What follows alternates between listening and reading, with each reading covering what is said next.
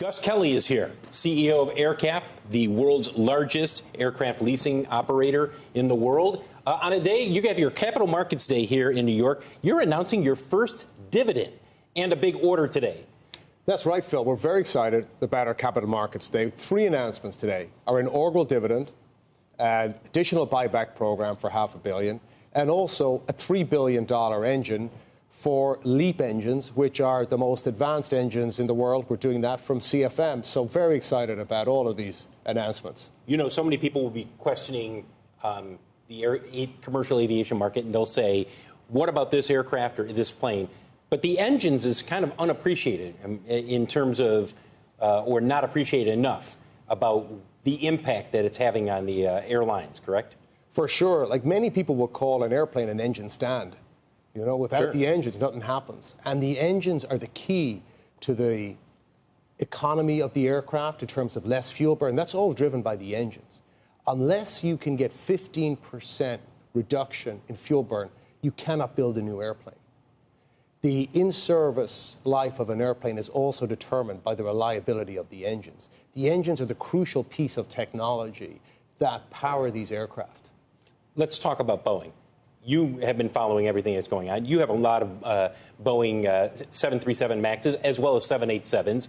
It seems like we get a new headline every single day. Do you understand why airlines are fed up and frustrated with this company? We do, of course. Look, we've been Boeing's biggest customer for the last 30 years. We own more Boeing airplanes than anyone in the world. And so, of course, we understand the frustration. The frustration with the customers can deal with bad news if they're given enough time. But when you have a summer schedule, you've sold the tickets, you've got your customers coming, you've hired the pilots, you've paid for all the ground handling staff, and then you're told 6 weeks before the summer, the airplane will come in October or November. That's a disaster. How do you recover from that? Well, you're paying big penalties to your customers, you're paying someone else to fly your customers. So, as I said, the airlines can do a lot better if they're given the news in advance. I think that is what airlines will be crying out for over the next couple of years, from Boeing in particular, and to an extent from Airbus. Have you thought about cutting MAX orders and saying, you know what, we can't do this. We cannot plan for a future where we thought we were going to get X number of 737 MAXs, and you're not going to be able to deliver it? No, we're not going to cut them. We're a big believer in the MAX. When the MAX is in service, it does a great job, particularly the MAX 8, which is a 180-seater aircraft. That aircraft is extremely competitive with its Airbus rival, the A320. And every airline we have that has a MAX 8 in service likes that aircraft. And pretty much every one of them wants more. So why is Airbus so much more consistent than Boeing right now? They have the same suppliers, essentially worldwide. There is a lot of commonality in the supply chain. To me, I think it goes back to what happened during COVID.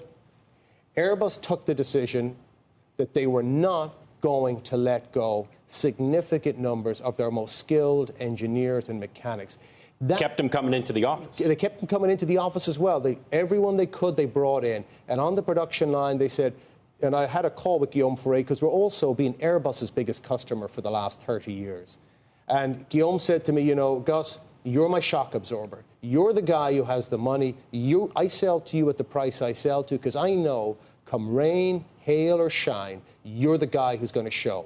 So when the airlines were under tremendous financial pressure, he kept producing. He said, you're going to buy.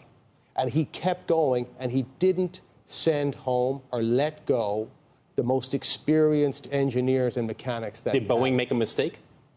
If you look at the amount of skilled mechanics and engineers that left Boeing, it would be a much higher number than what happened in Airbus. And you cannot take a barista from Starbucks, with all due respect to a barista, and have them drilling holes in a jet engine after 6 months of training. It takes years and years to have that institutional knowledge of how to build a jet engine and an aircraft.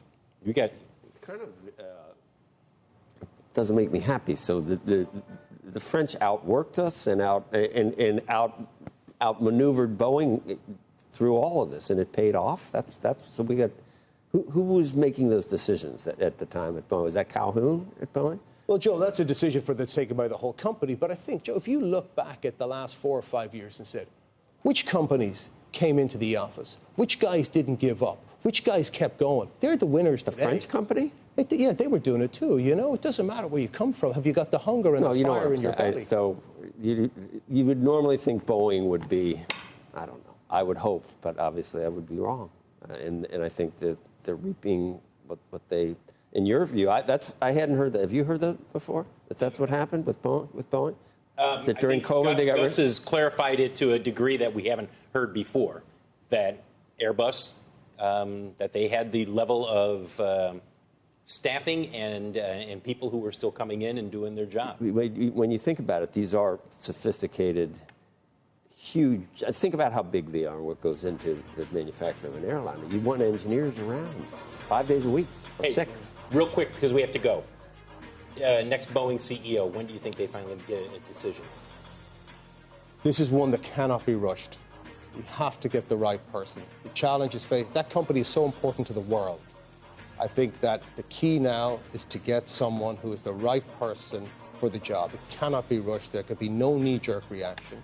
Whenever the new CEO comes in, financial targets are completely irrelevant.